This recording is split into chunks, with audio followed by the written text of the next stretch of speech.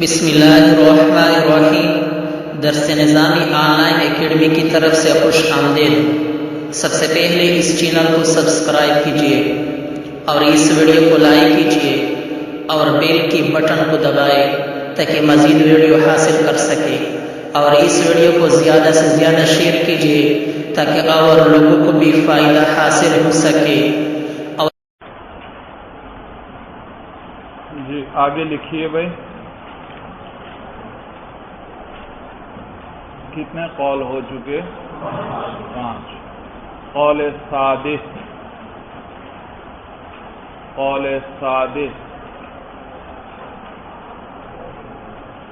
جمہور علماء کے نزدیک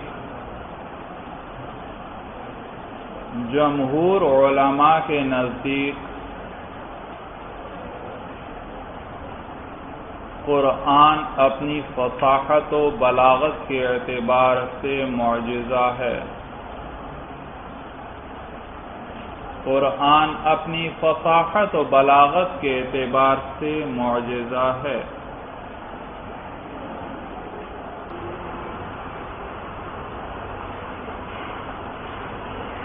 یعنی قرآن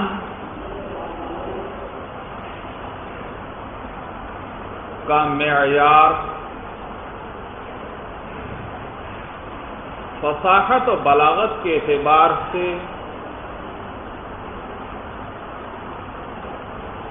اتنا اونچا ہے، اتنا اعلیٰ ہے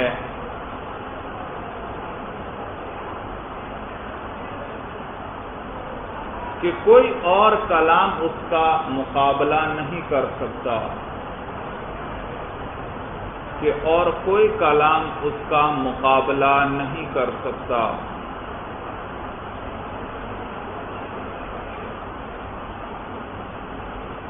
تو قرآن جیسا فصیح و بلیغ کلام لانے سے، قرآن جیسا فصیح و بلیغ کلام لانے سے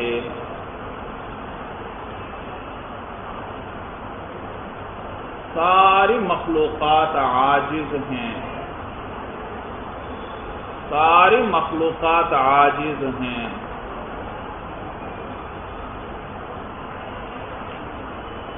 تو اس اعتبار سے یہ معجزہ ہے،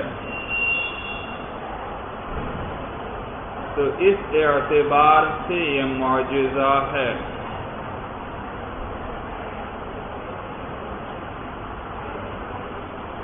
سمجھ میں آیا بھائی؟ جمہور کے نزدیک قرآن کس اعتبار سے معجز ہے؟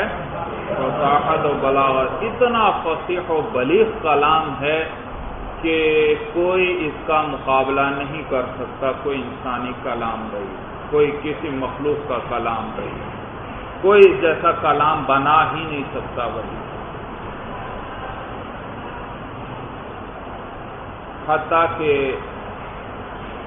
بعض لوگوں نے اس کا مقابلہ کرنے کی بھی کوشش کی۔ ایران جسے فارس کہا جاتا تھا، یہاں کا سینکڑوں سال قبل کی بات ہے، یہاں کا ایک بہت بڑا ادیب تھا بھائی، بہت بڑا نام اس وقت میرے ذہن میں نہیں، بڑا مشہور واقعہ ہے کہ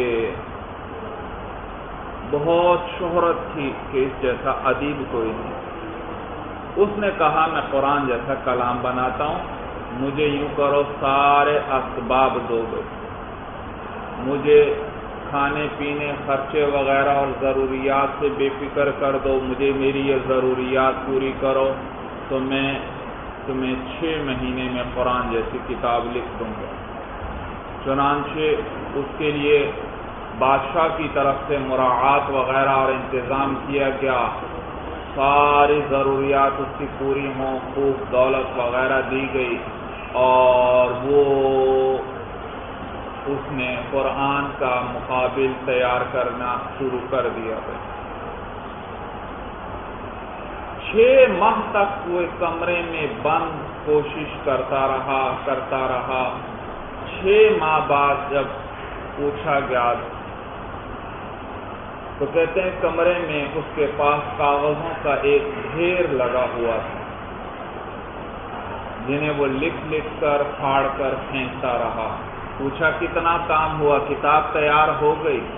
کہتے ہیں نہیں، ابھی تک تو میں ایک جملہ بھی قرآن کے مقابلے میں نہیں لکھ سکا، ایک جملہ۔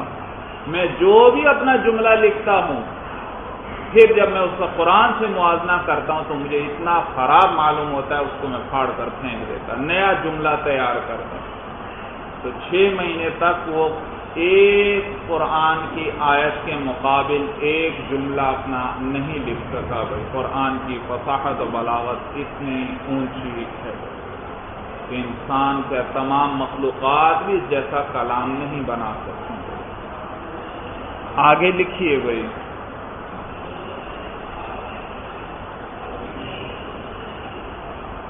قرآن جب نازل ہوا، الگ سطر لکھیے گا بھائی، قرآن جب نازل ہوا، قرآن جب نازل ہوا تو عربوں کی فصاحت و بلاغت اپنے عروج پر تھی، تو عربوں کی فصاحت و بلاغت اپنے عروج پر تھی۔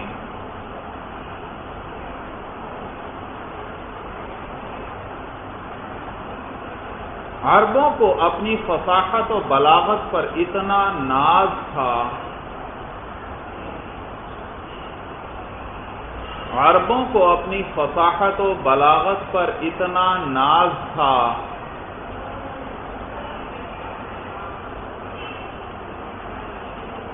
کہ وہ عربوں کے علاوہ باقی تمام دنیا والوں کو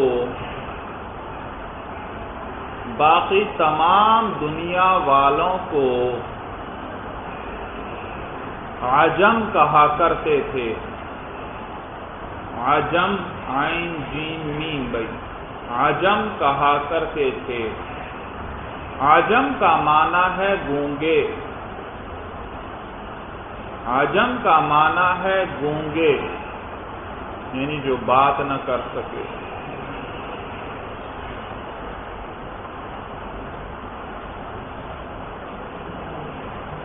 باقی تمام دنیا کو عجم کہنے کا مطلب یہ تھا، باقی تمام دنیا کو عجم کہنے کا مطلب یہ تھا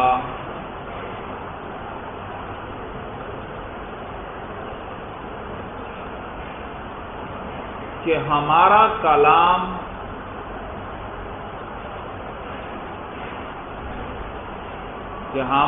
کلام اتنا اونچا اور اعلیٰ اور بہترین ہوتا ہے، اتنا اعلیٰ، اونچا اور بہترین ہے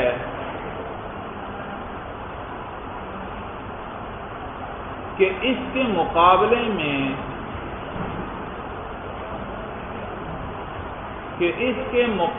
میں باقی تمام دنیا والوں کا کلام، باقی تمام دنیا والوں کا کلام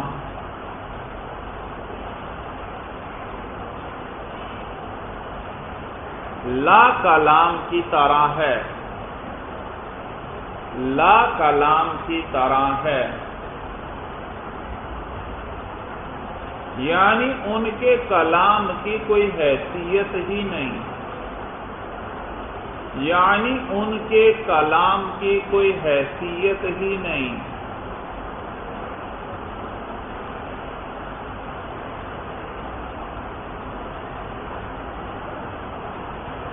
اور ہماری فصاحت و بلاغت کے سامنے، اور ہماری فصاحت و بلاغت کے سامنے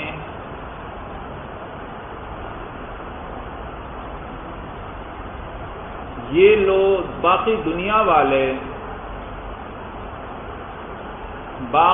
ہماری فصاحت و بلاغت کے سامنے باقی دنیا والے گونگوں کی طرح ہیں، گونگوں کی طرح ہیں۔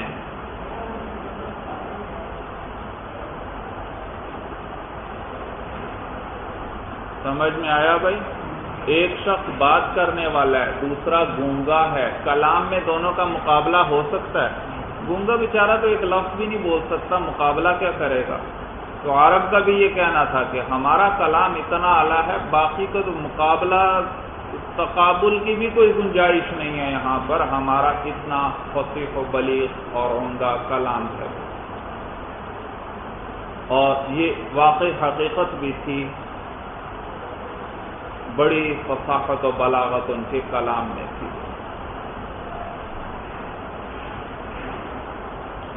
آگے لکھیے بھائی، عربوں کو اپنی فصاحت و بلاغت پر اتنا گھمنڈ تھا، اپنی فصاحت و بلاغت پر اتنا گھمنڈ تھا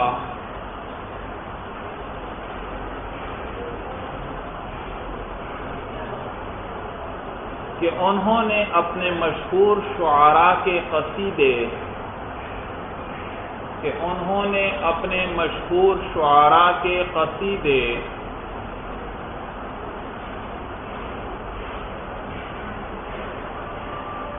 بیت اللہ کے اندر لٹکا رکھے تھے،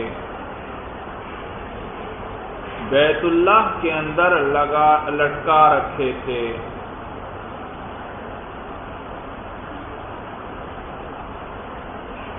تاکہ باقی دنیا میں سے کوئی بھی شخص، باقی دنیا والوں میں سے کوئی بھی شخص حج یا تجارت یا کسی اور مقصد سے مکہ مکرمہ آئے، حج، تجارت یا کسی اور مقصد کی وجہ سے مکہ مکرمہ آئے،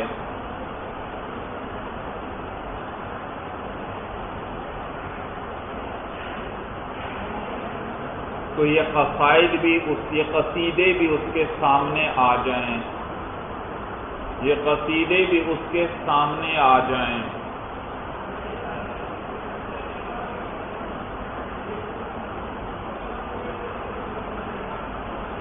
اور وہ ذرا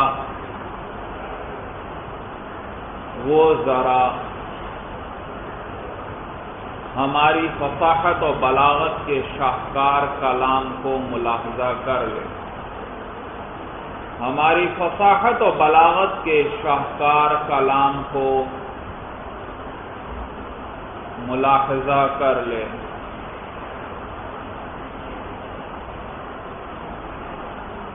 یہ مشہور قصیدے 7 معلقات کے نام سے مشہور ہیں، یہ قصیدے 7 معلقات، میم عین لام قاف 2 نقطوں والا الف تا، 7 معلقات کے نام سے مشہور ہیں۔ 7 قصیدے لٹکائے بھائی، بڑے بڑے مشہور شعراء کے، انتہائی فصیح و بلیغ کلام تھا، اس کو انہوں نے بیت اللہ کے اندر لٹکا رکھا تاکہ جو بھی دنیا میں سے آئے ذرا دیکھے، ہماری فصاحت و بلاغت کو دیکھے، ہمارا کلام کتنا فصیح و بلیغ ہے، ہمارے شعراء کے اشعار کو ذرا دیکھے تو، اور واقعی انسان حیران ہوتا ہے ان کی فصاحت و بلاغت دیکھ کر بھائی، اتنا فصیح و بلیغ کلام، تشبیہات، استعارات وغیرہ یہ چیزیں، اور حیران رہ جاتا ہے انسان پر۔ مثال کے طور پر بھائی امرؤ القیس ان کا مشہور ایک شاعر، اس کا بھی قصیدہ، اور اس میں اس کی ذرا ایک تشبیہ سنیں، کیسی وہ تشبیہات وہ دیتے ہیں بھائی۔ امرؤ القیس اپنے گھوڑے کی تعریف کر رہا ہے، اور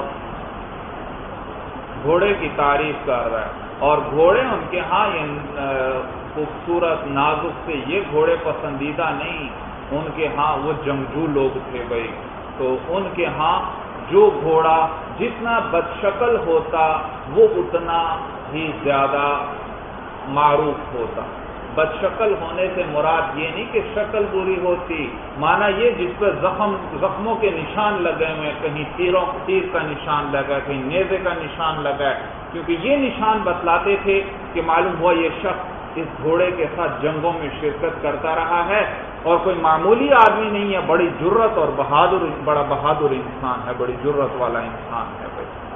تو وہ جتنا زیادہ گھوڑے پر وہ نشانات وغیرہ ہوتے اتنا ہی زیادہ اس کو کمال سمجھا جاتا تھا۔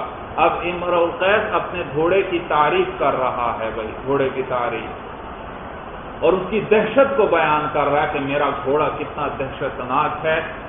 کہتا ہے کہ میرا گھوڑا جب میدان جنگ کے اندر آگے بڑھتا ہے تو دشمنوں کی صفوں کی صفیں الٹ دیتا ہے، وہ جدھر کا رخ کرتا ہے وہ لوگ گھبرا جاتے ہیں اور ہر طرف وہ تباہی پھیلا دیتا ہے میرا گھوڑا۔ اور میرا عجیب تشبیہ اب سنو آگے، کہتا ہے میرا گھوڑا جب میدان جنگ میں آگے بڑھتا ہے تو یوں معلوم ہوتا ہے جیسے پہاڑ کی چوٹی سے ایک بڑی سی چٹان لڑکتی ہوئی نیچے کو آ رہی ہے۔ اب آپ ذرا تصور کریں، پہاڑ کی چوٹی سے ایک بڑی سی چٹان لڑکتی ہوئی آ رہی ہو گئی اور نیچے کوئی انسان کھڑا ہو، کتنا خوفناک منظر ہوگا بھائی، کتنا خوفناک۔ کوئی مقابلے کی صورت ہے؟ مجھے بتائیں گا، کوئی مقابلے کی صورت ہی نہیں ہے۔ اور آپ کو تو شاید تجربہ نہ ہوا ہو، مجھے اس صورتحال کا کچھ تجربہ ہوا ہے بھائی، سمجھ میں؟ تو ایک ایسا ہی واقعہ پیش آیا بھی تھا، اللہ تعالیٰ نے زندگی بچا لی جہاں بچنے کی کوئی صورت نہیں تھی، اسی طرح پہاڑ کے اوپر سے۔ تو تشبیہ اس کی سنیں، کہہ رہے کہ پہاڑ کے اوپر سے چٹان لڑکتی ہوئی آ رہی ہے بھائی۔ اب ایک بڑی سی چٹان چوٹی سے لڑکتی ہوئی، اچھلتی ہوئی بجلی کی رفتار سے، وہ کتنی رفتار سے آ رہی ہوگی، اور نیچے جو انسان کھڑا ہوتا ہے وہ جس طرف کو، اب اس کے پاس چند لمحے ہیں، وہ جس طرف کو بھی قدم اٹھاتا ہے لگتا ہے ادھر کو آ رہی ہے۔ چند لمحوں کے اندر وہ کوئی صورت ہی بچنے کی نہیں رہتی، بڑا ہی خوفناک، بڑی عجیب تشبیہ اس نے بیان کر دی، وہ انسان حیران رہتا ہے بھائی۔ تو عربوں کو اللہ نے عجیب فصاحت و بلاغت دی تھی بھائی۔ اسی طرح صحابہ کی تشبیہات سنیں، انسان حیران رہ جاتا ہے بھائی۔ صحابہ عجیب مبارک اور پیاری تشبیہات بھائی۔ حضور صلی اللہ علیہ وسلم مرض الموت میں گرفتار ہوئے بھائی، بیمار ہیں، بیماری کی وجہ سے نماز کے لیے تشریف نہیں لا سکتے، کبھی ہمت ہو جائے تو تشریف لے آتے ہیں۔ تو ایک صحابی بیان فرماتے ہیں، صحابہ جنہیں نبی کریم صلی اللہ علیہ وسلم سے ایسی محبت تھی جس کی مثال پوری انسانی تاریخ پیش کرنے سے قاصر ہے۔ حضور صلی اللہ علیہ وسلم کی شان میں گستاخانہ لفظ کہنے پر جنہوں نے اپنے ماں باپ، بہن بھائیوں سب کی گردنیں اڑا دیں بھائی، نقصان پہنچانا نہیں، صرف حضور کی شان میں گستاخی کرنے والے میں وہ پھر اپنے رشتہ دار غیر کو نہیں دیکھتے تھے، اس کی گردن تن سے جدا کر دیتے تھے بھائی۔ اتنی عجیب محبت اللہ نے ان کو نصیب فرمائی تھی۔ تو صحابی فرماتے ہیں، صحابہ مسجد میں انتظار کر رہے ہیں، حضور صلی اللہ علیہ وسلم بیمار ہیں، صحابہ سخت بے چین ہیں کیونکہ نبی کریم صلی اللہ علیہ وسلم کی ذات سے ان کو والہانہ محبت تھی۔ اب انتظار میں نماز کا وقت ہے، تمام صحابہ مسجد میں جمع ہیں، منتظر ہیں کہ شاید حضور صلی اللہ علیہ وسلم کی طبیعت کچھ بہتر ہو، آپ تشریف لے آئیں اور ہمیں نماز پڑھا دیں۔ تو ایک صحابی بیان کرتے ہیں کہ حضور صلی اللہ علیہ وسلم نے اپنے گھر کا پردہ اٹھایا اور مسجد کی طرف جھانکا۔ حضور صلی اللہ علیہ وسلم کے گھر کا دروازہ مسجد کے اندر ہی تھا، گھر کا پردہ اٹھایا اور سرور کونین صلی اللہ علیہ وسلم نے مسجد کے اندر جھانکا اور پھر آپ نے پردہ واپس گرا دیا۔ اشارہ تھا کہ معلوم ہوا تشریف نہیں لا سکتے، طبیعت اتنی زیادہ خراب آپ کی، بیماری اتنی زیادہ تھی۔ تو صحابی کی تشبیہ سنیں بھئی، عجیب مبارک اور پیاری تشبیہ۔ کہتے ہیں حضور سرور کونین صلی اللہ علیہ وسلم نے پردہ ہٹایا اور مسجد کے اندر جھانکا، حضور صلی اللہ علیہ وسلم کا چہرہ انور یوں چمک رہا تھا جیسے قرآن کا ورق ہوتا ہے۔ کتنی پیاری تشبیہ ہے بھائی، قرآن کا ورق کتنا مبارک اور منور ہے۔ صحابی کیا فرماتے ہیں؟ حضور صلی اللہ علیہ وسلم کا چہرہ انور قرآن کے ورق کی طرح چمک رہا تھا۔ تو یہ عربوں کی فصاحت و بلاغت گئی۔ جی آگے لکھیے بھائی، الگ سطح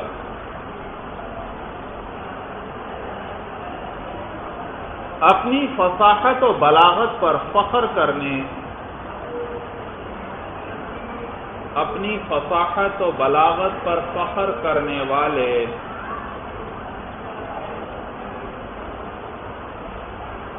ان عربوں کے پاس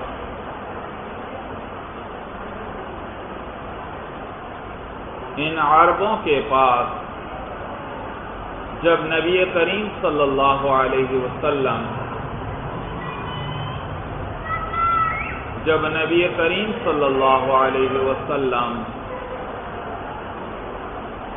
قرآن لے کر آئے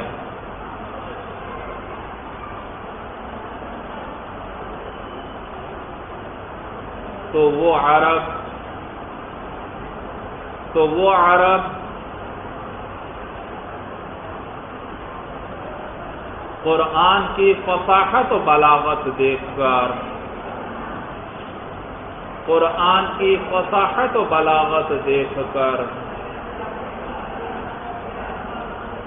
حیران رہ گئے۔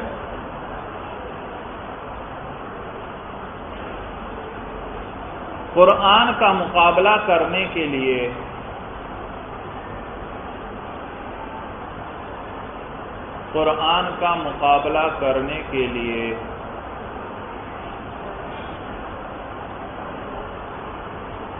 ان کے پاس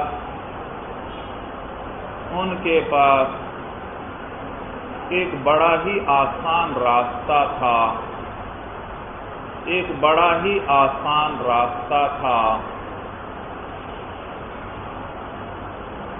کہ وہ قرآن جیسا کلام بنا کر لے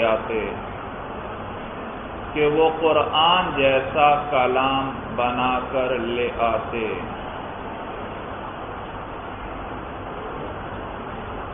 لیکن انہوں نے کبھی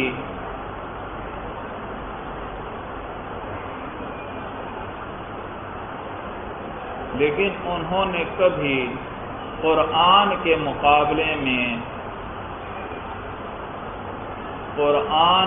مقابلے میں کلام لانے کی کوشش ہی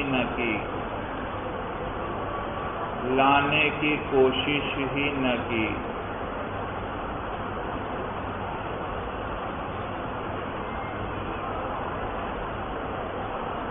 کیونکہ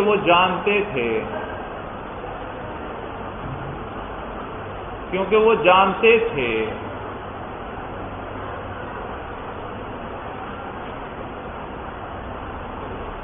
کہ وہ قرآن جیسا کلام بنا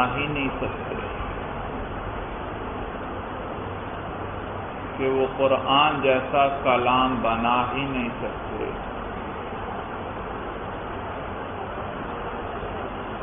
اس کے بجائے انہوں نے انتہائی مشکل راستے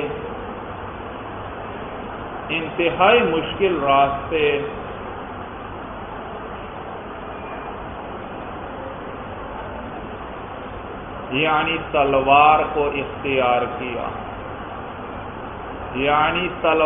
اختیار کیا کہ تلوار کے زور پر قرآن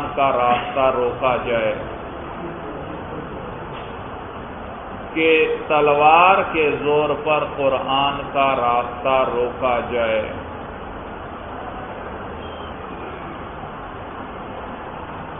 اور اس میں بھی اللہ نے انہیں ناکام و نامراد فرمایا، اور اس میں بھی اللہ نے انہیں ناکام و نامراد فرمایا۔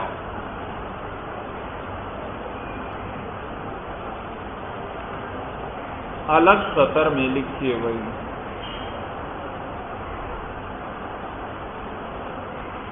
قرآن کی فصاحت و بلاغت کا پتہ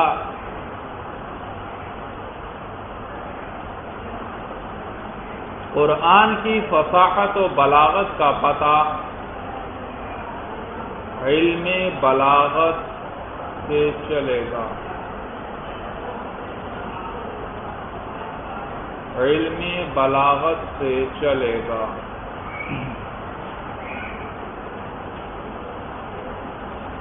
مثال کے طور پر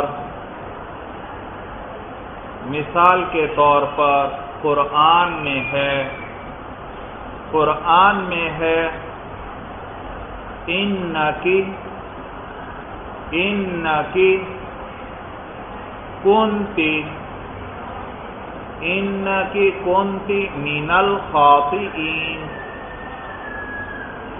انکی کنتی من الخاطئین، خاطئین طا ہے بھائی، طا خطا سے، من الخاطئین۔ تو بظاہر یہاں پر من الخاطئات ہونا چاہیے، من الخاطئات ہونا چاہیے، یعنی مؤنث کا صیغہ، کیونکہ ماقبل میں مؤنث کے صیغے ہیں، کیونکہ اس سے پہلے مؤنث کے صیغے ہیں۔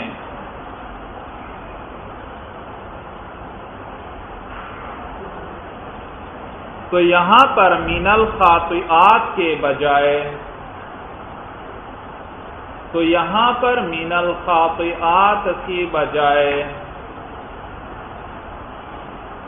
من الخاطئین کیوں ذکر کیا گیا؟ من الخاطئین کیوں ذکر کیا گیا؟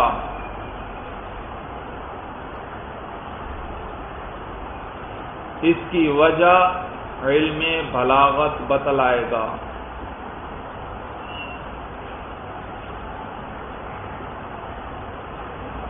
اس کی وجہ علم بلاغت بتلائے گا، اس کا پتہ علم بلاغت سے چلے، یعنی اس کا پتہ علم بلاغت سے چلے گا۔ نیز اسی طرح قرآن میں ہے وَكَانَتْ مِنَ الْقَانِتِينَ، وَكَانَتْ مِنَ الْقَانِتِينَ، قانتین میں قاف دو نقطوں والا ہے، پھر نون ہے، تا ہے دو نقطوں والی، یا نون، من القانتین۔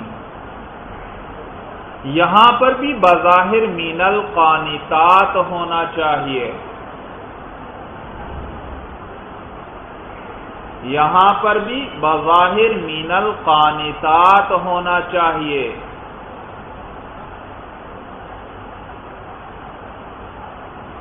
کیونکہ پیچھے مؤنث کے صیغے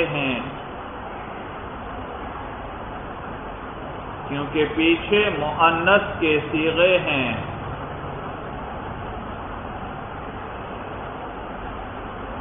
تو یہاں پر من القانتات کی بجائے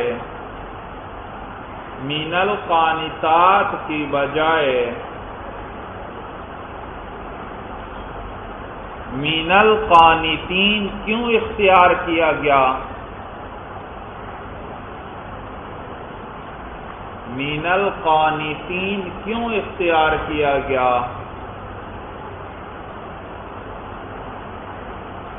اس کا پتہ بھی علم بلاغت ہی سے چلے گا، اس کا پتہ بھی علم بلاغت ہی سے چلے گا۔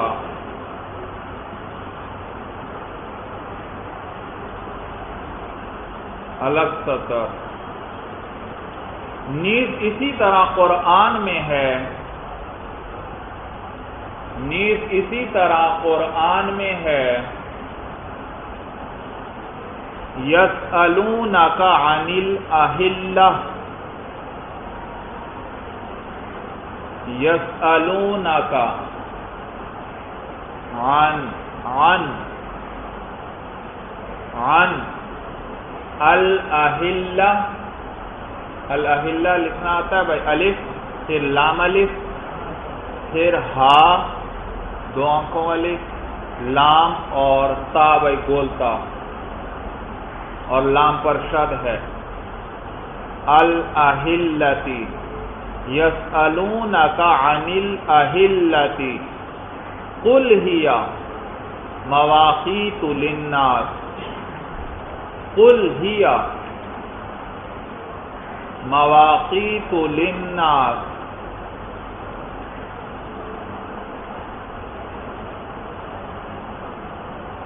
صحابہ کرام رضوان اللہ تعالی علیہم اجمعین نے، صحابہ کرام رضوان اللہ تعالی علیہم اجمعین نے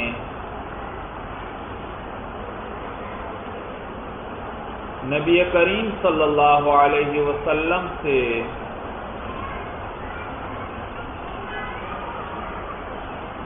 چاند کے بارے میں پوچھا، چاند کے بارے میں پوچھا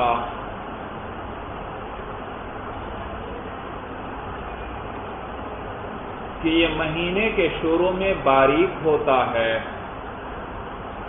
کہ یہ مہینے کے شروع میں باریک ہوتا ہے اور پھر بڑا ہوتا چلا جاتا ہے، اور پھر بڑا ہوتا چلا جاتا ہے،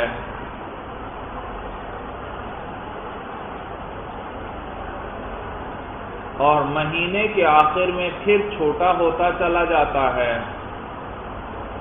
اور مہینے کے آخر میں پھر چھوٹا ہوتا چلا جاتا ہے۔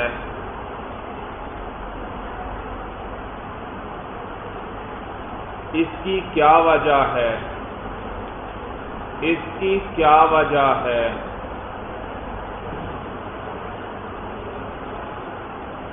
اسی بات کو قرآن میں ذکر کیا گیا، اسی بات کو قرآن میں ذکر کیا گیا، یسألونک عن الأہلہ، یسألونک عن الأہلہ،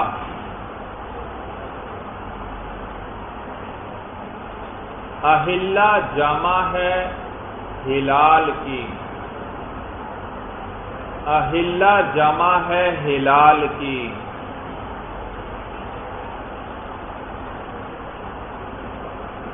مہینے کے ابتدائی 3 دن، مہینے کے ابتدائی 3 دن میں جو باریک چاند ہوتا ہے اسے ہلال کہتے ہیں، مہینے کے ابتدائی 3 دنوں میں جو باریک چاند ہوتا ہے اسے ہلال کہتے ہیں۔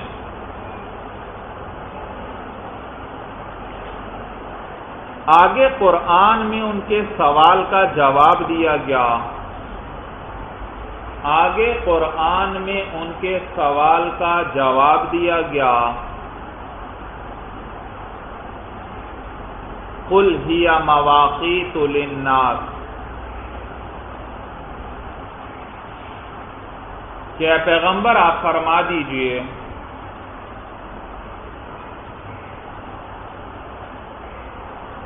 کہ پیغمبر آپ فرما دیجئے چاند کے ذریعے لوگ وقت معلوم کرتے ہیں، چاند کے ذریعے لوگ وقت معلوم کرتے ہیں،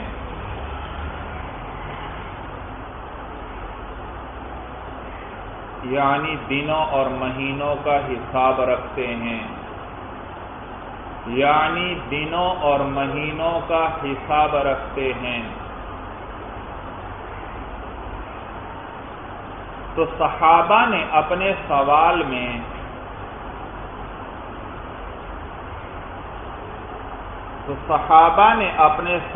میں چاند کے چھوٹے بڑے ہونے کی وجہ پوچھی تھی، چاند کے چھوٹے بڑے ہونے کی وجہ پوچھی تھی۔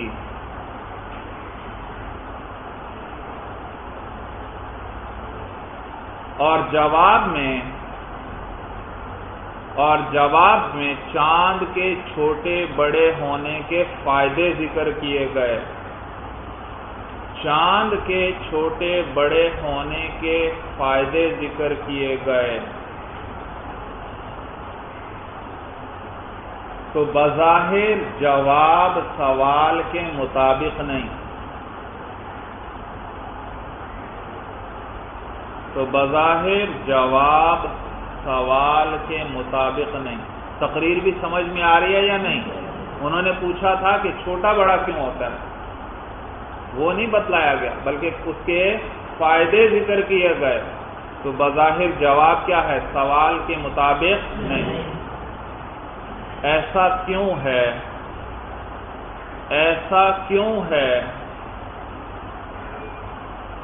اس کا پتہ بھی علم بلاغت ہی سے چلے گا، اس کا پتہ بھی علم بلاغت ہی سے چلے گا۔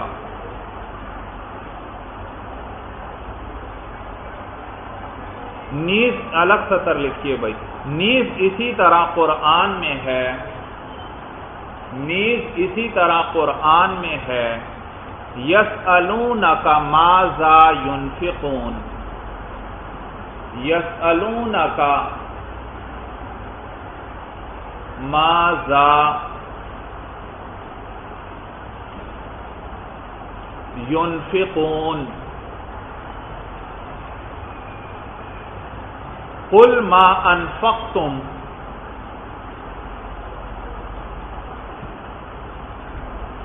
قل ما انفقتم،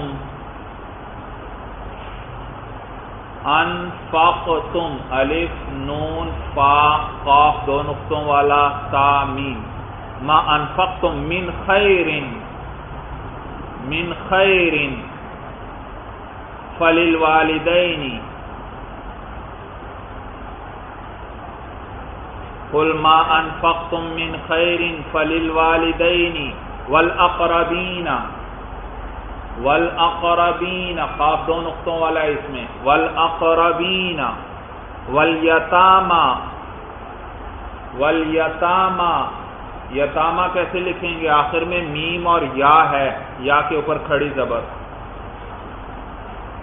یتیم کی جمع، والیتاما والمساکین، والمساکین وابن السبیل،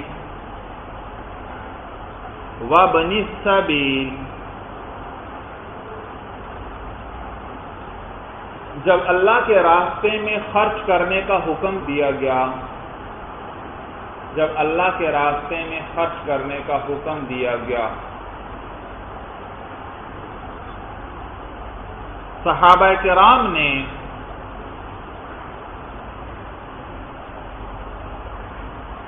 حضور صلی اللہ علیہ وسلم سے پوچھا، جب اللہ کے راستے میں خرچ کرنے کا حکم دیا گیا تو صحابہ کرام نے حضور صلی اللہ علیہ وسلم سے پوچھا، ماذا ينفقون، ماذا ينفقون، کہ وہ اللہ کے راستے میں کیا خرچ کریں، کہ وہ اللہ کے راستے میں کیا خرچ کریں۔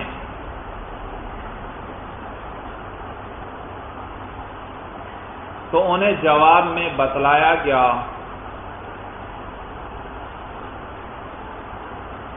تو انہیں جواب میں بتلایا گیا کہ اپنے والدین، کہ اپنے والدین، رشتہ داروں، یتیموں یتیموں، مسکینوں اور مسافروں پر خرچ کرو، اور مسافروں پر خرچ کرو۔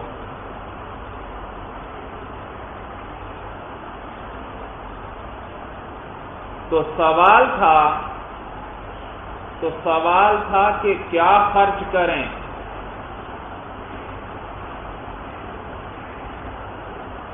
اور جواب میں بتلایا گیا کہ کن پر خرچ کریں،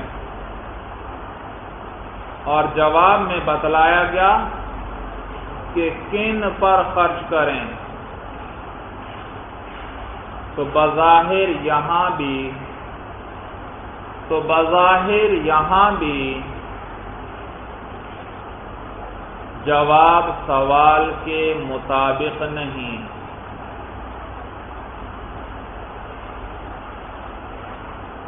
جواب سوال کے مطابق نہیں۔ اس کی کیا وجہ ہے یہ علم بلاغت سے پتہ چلے گا۔ اس کی کیا وجہ ہے یہ علم بلاغت سے پتہ چلے گا۔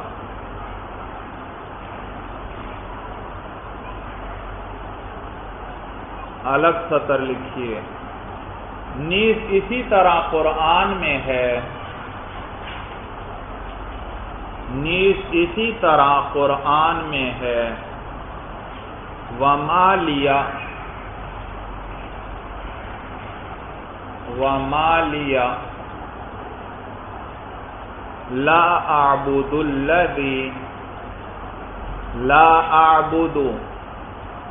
لَا أَعْبُدُ الَّذِي فَطَرَنِي، طا ہے اس کے اندر، فَطَرَنِي وَإِلَيْهِ تُرْجَعُونَ۔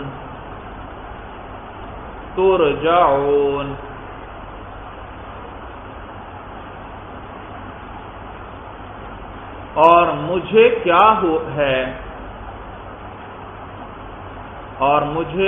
ہے کہ میں اس ذات کی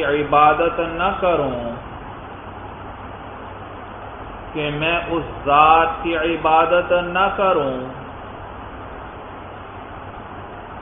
جس نے مجھے پیدا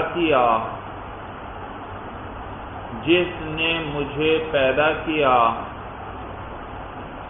اور اسی کی طرف تم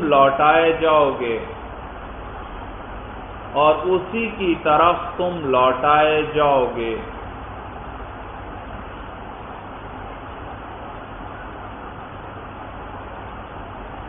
تو یہاں پر بھی بظاہر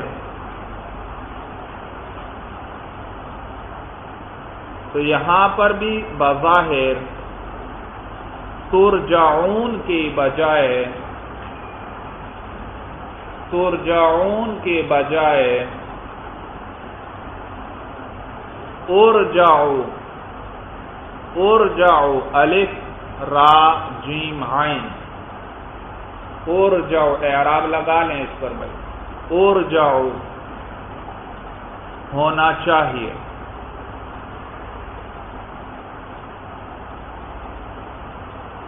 یعنی میں اسی کی طرف لوٹایا جاؤں گا،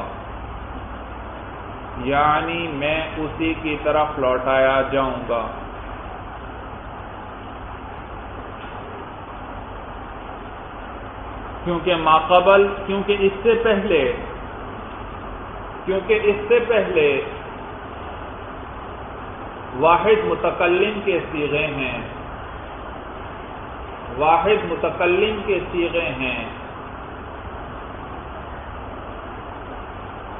تو ترجعون کی جگہ بھی واحد متکلم کا صیغہ ہونا چاہیے۔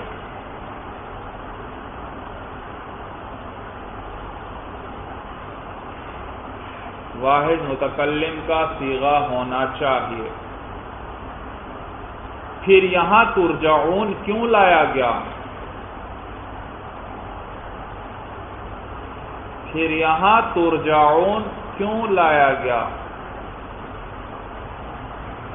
یہ تفصیل علم بلاغت بتلائے گا، یہ تفصیل علم بلاغت بتلائے گا۔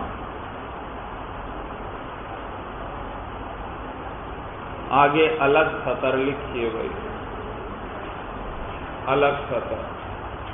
علم بلاغت 3 علوم کا مجموعہ ہے۔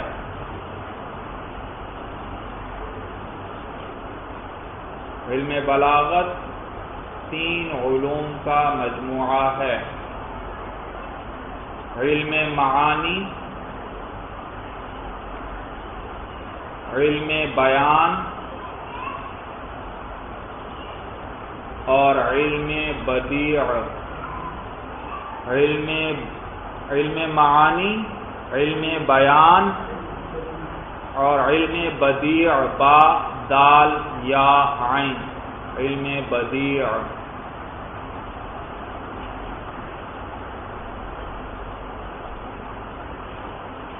چلیے بس هذا هو المرام، والله اعلم بحقیقت الکلام۔